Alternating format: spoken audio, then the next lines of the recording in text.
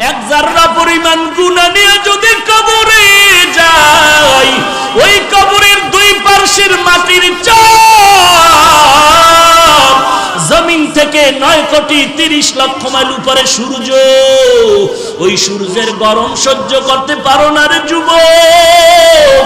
গুনাহগারের মাথার উপরে যেদিন সূর্যটা নেমে আসবে, সূর্যের তাপে গুনাহগারের মাথার মগজগুলো ভাতের মারের মতো ফুটতে থাকবে। ওই সময় সহ্য কেমনে করবি? একটা বেতের বাড়ি দিলে সহ্য করতে পারি না। যদি গুনাহগার হয়ে কবরে যায়, ফেরেশতাদের আঘাত কেমন করে সহ্য করব? চিন্তা ভাবনা করে দেখলাম দুনিয়ার সম্মান টাকা পয়সা কিছুই না। আজকে টুপির কারণে, দাড়ির কারণে না খাইয়ে আমরা কেউ মরি নাই, বরং আল্লাহ রাজকীয় হালে সম্মান দান করেছেন, ঠিক কিনা বলো? হাজী ইমদাদুল্লাহ মুহাজিরে মক্কি রহমাতুল্লাহ আলাইহি যত কিতাব খুলে দেখে কোনো লেখা নাই, সব সাদা সাদা সাদা। আবার সামনে কিতাব খুলে সাদা, কোনো লেখা নাই। এইভাবে করে করে করে করে কোনো কিতাবগুলো শেষ পর্যন্ত হাজী ইমদাদুল্লাহ চলে গেলেন আবার ওই ঝানজানো আল্লাহর ওলি নূর মুহাম্মদ ঝানজানবীর দরবারে গিয়া বলেন, ও ইমদাদ, লেখাপড়া কি শেষ হয়েছে? বলে, ও আমার উস্তাদ শায়েখ আমার, আপনার অনুমতি নিয়ে যত কিতাব পড়ার জন্য আমি চলে গেলাম, ওখানে গিয়ে আমি কিতাব খুলিয়া দেখলাম পড়ার জন্য। জানি না আল্লাহর কি কুদরত, একটা পৃষ্ঠার মধ্যে কোনো লেখা নাই। যেটা দেখি কেলাপ সব কিতাবগুলো সাদা সাদা সাদা। একটা কিতাব বন্ধ করি আর একটা খুলি সাদা, একটা বন্ধ করি আর একটা খুলি সাদা। এইভাবে দেখলাম কোনো অক্ষর কিতাবের মধ্যে নাই। নূর মুহাম্মদ ঝানজানবী চোখের পানি ছেড়ে কান্না শুরু করলেন আর বললেন, ইমদাদা, মনে হয় জানো আমার থেকেও তোর মান আল্লাহর দরবারে অনেক বাড়িয়া যাইতেছে। এরে ইমদাদুল্লাহ, তোর নাম তো ইমদাদুল্লাহ। ইমদাদুল্লাহ মানে যে আল্লাহর সাহায্য পায় তাকেই তো ইমদাদুল্লাহ বলা হয়। ওরে ইমদাদুল্লাহ, তোর আর পড়ালেখার কোনো দরকার নাই। তোর অন্তরটা আমার মাওলার জন্য এত পাগল, আর লেখাপড়া লাগবে না। আমার আল্লাহ তোর দিলের তামান্নার উপরে আমার আল্লাহ এত রাজি হয়ে গেছেন। আল্লাহর কাছে দোয়া করি, আল্লাহ যেন ইলমের নূর তোর সিনার মধ্যে ঢেলে দেয়। লেখাপড়া লাগবে না।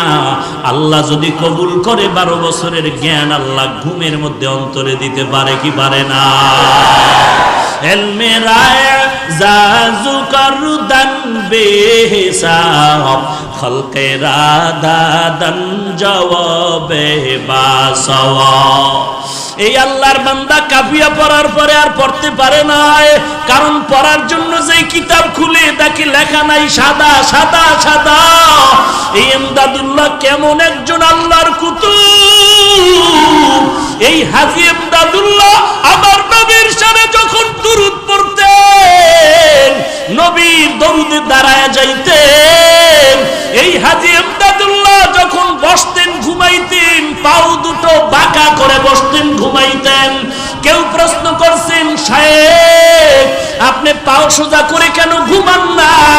হাজী ইমদাদুল্লাহ বলে, জানো না রে ভাই, রশিদ আহমদ গঙ্গুহি রহমাতুল্লাহ আলাইহি কি বলেন, ওরে রশিদ, আমি ইমদাদুল্লাহ যত চেষ্টা করি পাওটা সোজা করে ঘুমানোর জন্য, আমি ডান দিকে খুলতে গিয়া ভয় পাই, আমি বামে ডা পা খুলতে গিয়া ভয় পাই, আমি সামনে পা খুলতে গিয়া ভয় পাই, আমি পেছন দিকে পা খুলতে যাই ভয়।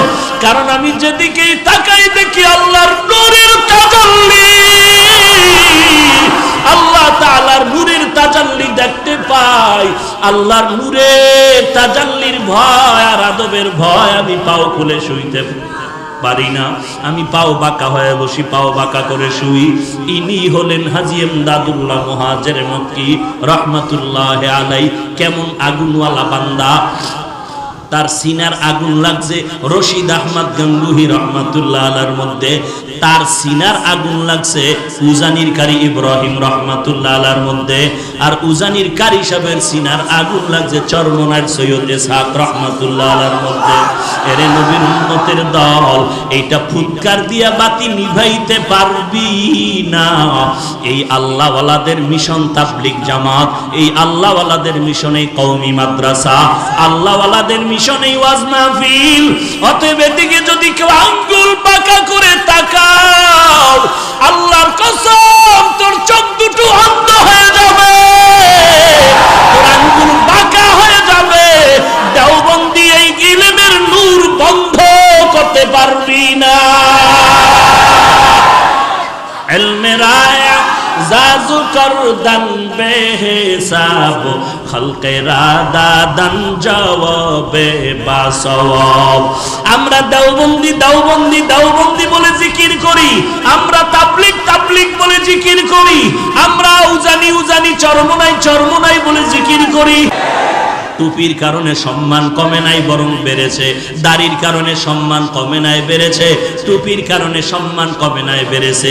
কোরআন পড়ার কারণে সম্মান কমে নাই, বেড়েছে। সার্টিফিকেট না থাকার কারণে সম্মান কমে নাই, বেড়েছে। অতএব এখন দুনিয়ার জিন্দেগি পাইলাম, আখিরাতের জিন্দেগি যেন নষ্ট হয় না যায়, এই জন্য গুনাহের পথেও যাই না। আজকে যদি শার্ট প্যান্ট টাই লাগাইয়া একটা হারমোনিয়াম নিয়ে রাস্তায় গান গাইতাম, কে আমার গান না শুনতো? কিন্তু না, দুনিয়াটা কিছুই না। এখানে আসছি, ঘর পর্যন্ত যাওয়ার গ্যারান্টি কারো হাতে নাই। চোখ দুইটা বন্ধ করে তাকায় দেখলাম লেখাপড়ার জীবনে কত বন্ধু বান্ধব ছিল, আজকে নাই। লেখাপড়া খেলার মাঠে কত বন্ধু নিয়ে আড্ডা দিছিলাম, আজ অনেকেই নাই। এমন একটা দিন খবর আসবে তুমিও নাই, জমিনের মধ্যে আমিও নাই। এরে আল্লাহর বান্দা, মরণ থেকে পালানোর কোনো সুযোগ নাই। অতএব পায়ে হাত রেখে বলি, রে যুবক, পা দুটো আগায় দাও। আমি পায়ে হাত রেখে বলি, আর নবীর কাদাস ধরে যুবক, তোর মতো যুবক স্কুলে পড়ে, কলেজে পড়ে, নামাজ বাদ দেয় না, নাই? তোমার মতো যুবক কোটি টাকার ব্যবসা করে, হালাল খায় হারাম খায় না, অভাব নাই। তোমার মতো যুবক ব্যবসা করে, মিথ্যা কথা বলে না, অভাব নাই। তোমার মতো যুবক ড্রাইভারি করে, নামাজের সময় নামাজে দাঁড়ায় যায়, অভাব নাই। তোমার মতো যুবক সন্তান ব্যবসা করে, শ্রমিকের কাজ করে, এক ওয়াক্ত নামাজ বাদ দেয় না, বলো তুমি কেন পারবা না? চোখ দুইটা বন্ধ করে একটু তওবা করো। এরে আল্লাহর বান্দা, বালিশে মাথাটা লাগায় যখন ঘুমাও, অন্তরকে জিজ্ঞাসা কর, কত মানুষ ঘুমের ঘরেও তো মরে যায়। তোমার আমার যদি ঘুমের ঘরে আজরাইল এসে হাজির হয়ে যায়, কি জবাব দিবি রে যুবক? পা দুটো আগায় দে। আমি পায়ে হাত রেখে বলি, গুনাহের কাজ করিস না রে যুবক, তওবা কর, আল্লাহর কাছে তওবা কর। আর চোখের পানি ছেড়ে কান্না করার আল্লাহকে ডাক দে, রে মালিক, আর জীবনে গুনাহ করব না রে আল্লাহ, কবরের আযাব সহ্য করতে পারবো না রে আল্লাহ,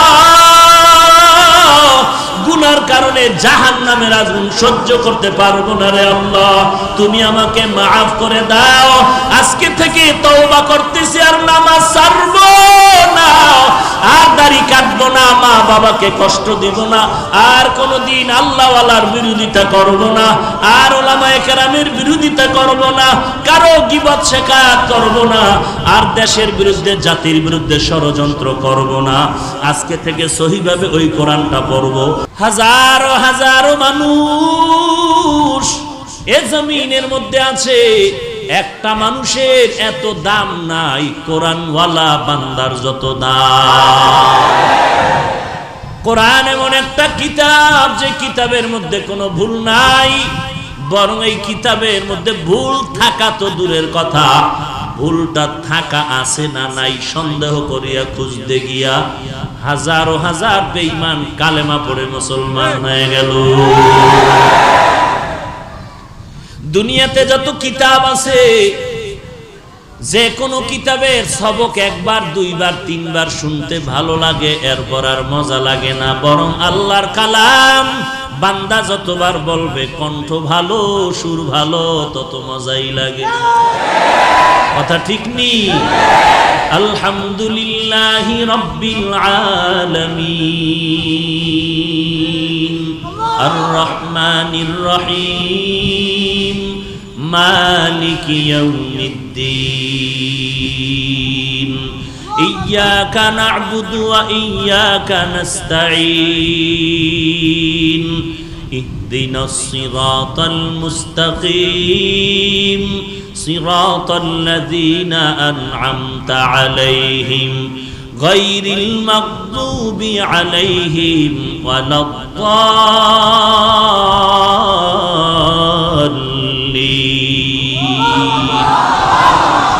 আল্লাহর কালাম যত পড়ে ততই মজা আর মজা, কারণ এই কোরআন কার? ইন্নামাল মুমিনুনা আল্লাযীনা ইযা যুকিরাল্লাহু ওয়াজিলাত কুলুবুহুম ওয়া ইযা তুলিয়াত আলাইহিম আয়াতুহু যাদাতুহুম ঈমানা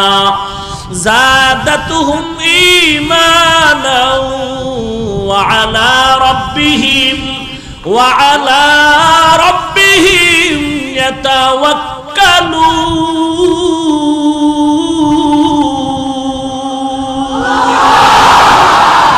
ই কালামে জিন্দা কুরআনে হাকিম হিকমতে উলা ইয়াজালাসতু কাদিম জামিউল ইলম ফিল কুরআনে হাকিম তাকাসারাত আনহু আফহামুর রিজালি। এমন একটা কিতাব আল্লাহ দান করলেন। আমরা বাংলা ভাষা শেখার জন্য একটা বই পড়েছিলাম, বইয়ের নাম আদর্শ, পৃষ্ঠা সংখ্যা 10। এরে আল্লাহর বান্দা, আল্লাহ সবাইকে জ্ঞান দান করছেন, জ্ঞান খাটা একটু চিন্তা করে জবাব দাও। মানুষকে আল্লাহ চিন্তা করার মতো মেধা দান করছেন, করো। পশুকে আল্লাহ দান করেন নাই। এজন্য আল্লাহ বারবার বলেন আফালা তাতাফাক্কারুন আফালা তাকিলুন আফালা তুবসিরুন। একটু চিন্তা কেন করো না রে মানুষ? কাকে বলে মানুষ? যেই বান্দার হুশ আছে, তার মান আছে, এরই বলে মানুষ। যার হুশ নাই, তার মান নাই, সে মানুষ না। যেই আল্লাহ বলেন মানুষের মতো শ্রেষ্ঠ জমিনে কেউ নাই, কোরআন শরীফের আয়াতে ওই আল্লাহ ওই কোরআনের আরেক আয়াতে বলেন অধিকাংশ মানুষ চতুষ্পদ জন্তু থেকে খারাপ। ওয়ালাকাদ যারানা লিজাহান্নামা কাসীরাম মিনাল জিন্নি ওয়াল ইনসি লাহুম কুলুবুন লা ইয়াফকাহুনা বিহা ওয়ালাহুম আ'য়ুনুন লা ইউবসিরুনা বিহা ওয়ালাহুম আযানুন লা ইয়াসমাউনা বিহা উলাইকা কাল আন'আমি বাল হুম আযাল উলাইকা হুমুল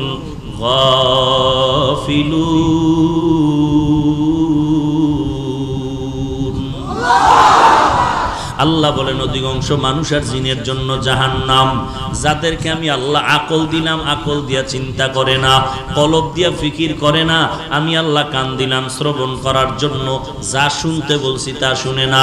আমি আল্লাহ চক্ষু দাঁড় করলাম দেখার জন্য, যা দেখতে বলছি বান্দা তা দেখে। মা বাবারে দেখবি, বান্দা মা বাবারে দেখে না। আল্লাহর কোরআন দেখবি, আল্লাহর বান্দা কোরআন দেখে না। 24টা ঘন্টা ঘুমের টাইম ছাড়া শুধু মোবাইল দেখে। কি দেখে? কি সওয়াবের জিনিস দেখে? হ্যাঁ, এরে আল্লাহর বান্দা, আল্লাহ বলেন এমন অধিকাংশ মানুষগুলো জাহান্নামী, চতুষ্পদ জন্তু থেকে খারাপ। চতুষ্পদ জন্তু গরু ছাগল ভেড়া বকরির দিকে তাকাও, এদের 24টা ঘন্টার কর্মসূচি ঘুমাইবে আর খাইবে আর বাথরুম। আর কোন চিন্তা আছে? শুধু খানা, ঘুম আর বাথরুম। এরে আল্লাহর গোলাম, তোমারও যদি এমন হয়, তুমি সময় পাইলেই ঘুমাও, সময় পেলেই তুমি খানার ধান্দায় দৌড়াচ্ছ, রাতের বেলাও খানার ধান্দা, রিজিকের ধান্দা, কেমনে বড় লোক হওয়া যায়, কারে আঙ্গুল দেওয়া যায়, কার ক্ষতি করা যায়, কার সম্পদ নষ্ট করা যায়, কার হক নষ্ট করা যায়, কার টাকা চুরি করা যায়, কার টাকা ডাকাতি করা যায়, কার উপরে জুলুম করা যায়। 24টা ঘন্টা তুমি ফিকির করো, তুমি কার ক্ষতি করিয়া বড় লোক হয়ে যাইবা। তোমার 24টা ঘন্টা খানার চিন্তা, এরপরে ঘুমের চিন্তা, আর তোমার বাথরুমের চিন্তা। যদি এমনটাই তোমার কর্মসূচি হয়, তোমার জ্ঞান দিয়া জবাব দেও, গরুর মধ্যে আর তোমার মধ্যে ব্যবধান কোথায়? গর্ব সুরত আদমি এনসাবুদে আহমদবু জাহলো হামেক সাবুদে আদমিরা আদমিয়ত লাজমাস উদরাগর বুনা বাশদ হে জমাস। সাউন্ড লয় মহা মুসিবত। ভাইরা আমার, আল্লাহ রাব্বুল আলামিন বলেন, এই কোরআন এমন এক দামি কিতাব, যেই বান্দা একটা অক্ষর পড়বে সাথে সাথে 10টা নেক লেখা হয়ে যাবে। এরে নবীর উম্মত আশিকের দল, এই কোরআন দান করলেন আল্লাহ, নবীর উপরে দান করেছেন, অবতীর্ণ করেছেন।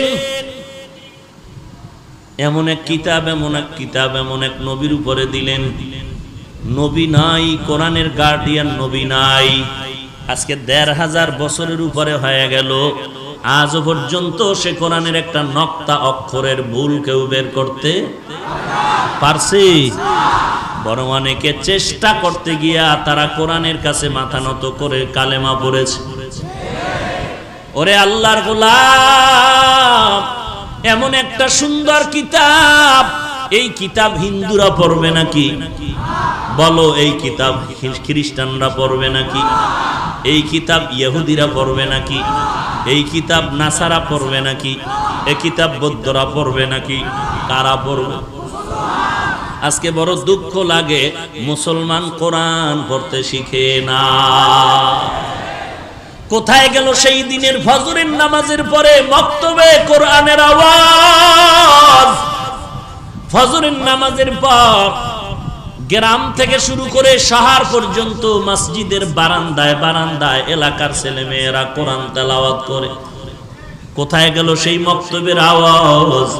বর্তমানে ফজরের আজান দিতে যেমন মুয়াজ্জিন ঘুম থেকে উঠে দৌড়ায়, আম্মা জানেরাও দৌড়ায় কেজিতে সন্তানকে পাঠাবার জন্য। ঠিক নেই? हकीकत से तू दुनिया बेखबर है, दुनिया की नुमाइश पर नजर है। नमी गोयम के आज दुनिया जुदा बाश, बहर कारे के बाशी बा खुदावाश। কত ধরনের জিনেরা আপনাদের তাবিজ লাগায় রাখছে। জিনেরা মানুষ দিলে তো টের পাওয়া যাবে, তাবিজ দিতেছে। জিনেরা তাবিজ দিয়া রাখছে। মাদ্রাসায় কোরআন পড়ে লাভ নাই, কোরআন শরীফ পড়িয়া কোনো লাভ নাই। মাদ্রাসায় পড়লে হুজুর হলে সম্মান নাই, চাকরি নাই, টাকা পয়সার অভাব, খানার কোনো কমতির শেষ হবে না, চাকরি পাওয়া যাবে না, সম্মান পাওয়া যাবে না। আল্লাহর কসম, আল্লাহর জাত ও সিফাতের কসম, এই জমিনের মধ্যে শুধু বাংলাদেশ না, আল্লাহ তাআলা কোরআনের কারণে এত সম্মান দান করেছেন। পৃথিবীর কোন বেঈমান কোটিপতি, কোন মন্ত্রী, কোন এমপি এত সম্মানে জমিনে না। সম্মান দেওয়ার মালিক কে? ওয়া তুইজ্জু মান তাশাউ ওয়া তুযিল্লু মান তাশাউ বিয়াদিকাল খায়র, ইন্নাকা আলা কুল্লি শাইইন কাদির।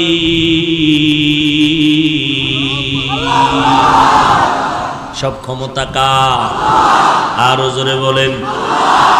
বেয়াদবি মাফ করবেন, বুঝানোর স্বার্থে বলছি, অন্য কিছু না। গরিবের সন্তান মসজিদের ইমামতিতে দাঁড়ানো আছে, বাড়ি কই মুসল্লিরা জানে না, মা কেমন মুসল্লিরা জানে না, আব্বা কেমন মুসল্লিরা চিনে না। ওই ইমাম সাহেব গরিবের সন্তান, লেখাপড়ার জীবনে বান্দার টাকা ছিল না, জামা কিনার টাকা নাই, লুঙ্গি কিনার টাকা নাই। কত মানুষ কিতাব কিনে দিয়েছে, একটা লুঙ্গি কিনে দিয়েছে। আজকে আপনাদের এই মসজিদের খতিব হয়ে গেল।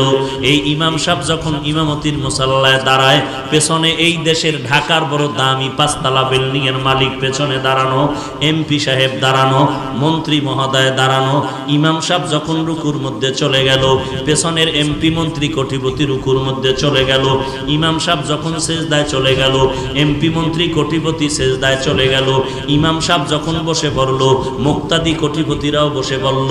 একবারও ইমাম সাহেবকে বলে নাই এমপি মন্ত্রী টাকাওয়ালা কোটিপতি, এই গরিবের সন্তান, গোটা বাংলাদেশ আমার টেলিফোনে চলে, গোটা দুনিয়া আমার অর্ডারে চলে, আমি তোর মতো গরিবের অর্ডার মানবো কেন? এমন কথা কেউ বলে নাই। কেন বলে নাই? এটাই হলো কোরআনের বড় সম্মান। তুকু যাও সুন্নতে আহমদ কুজা বা মোহাম্মদ কৈবুয়ত নিসবতরা কারে শয়তা নিকুনি নামতুলি গরওলি নানু তাস্তায়ে বরওলি। যেই উলামায়ে কেরামের অবদান ভুলার মতো নয় রে ভাই।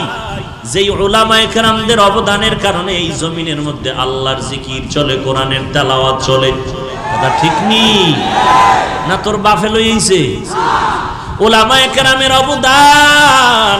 যেই মা বাবায় কষ্ট করে সন্তানের লালন পালন করায় বড় করলো, ওই সন্তান বড় হইয়া যদি বলে আব্বাকে আমি চিনি না, সবাই জুতা মারবে, বলবে তোর মতো বেঈমান জমিনে আর একজনও নাই। যেই আলেমের মাধ্যমে আমার দাদার জানাজা হয়ে গেল, যেই আলেমদের অবদানের কারণে আলেমদের মাধ্যমে তোমার দাদার জানাজা হলো, তোমার পর দাদার জানাজা হলো। যেই আলেমের মাধ্যমে কোরআন শিখলাম, কালেমা শিখলাম, ইসলাম শিখলাম। আজকে আমি হাফিজুর রহমান মাটির মানুষ থেকে সম্মানের চেয়ারে বসলাম। এর পেছনে আমার আলেম ওলামাদের অবদান।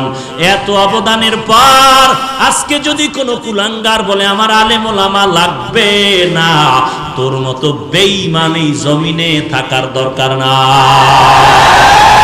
ঠিক কিনা বলো? তুমি মরণের আগে তোমার সন্তানদের ওসিয়তনামা লিখে দাও, আমার মরণের পরে কোনো আলেম দিয়া জানাজা পড়াবি না, কুকুরের মতো কবরে দাফন করে রাখবি। রাগ করলেন? আলেমের দাম কত? এই জমিনের মধ্যে আল্লাহ ইসলামের ব্যানার ধরার জন্য 4 দল মানুষ সিলেকশন করেছেন আমার আল্লাহ। 1 নম্বরে নবীগণ, 2 নম্বরে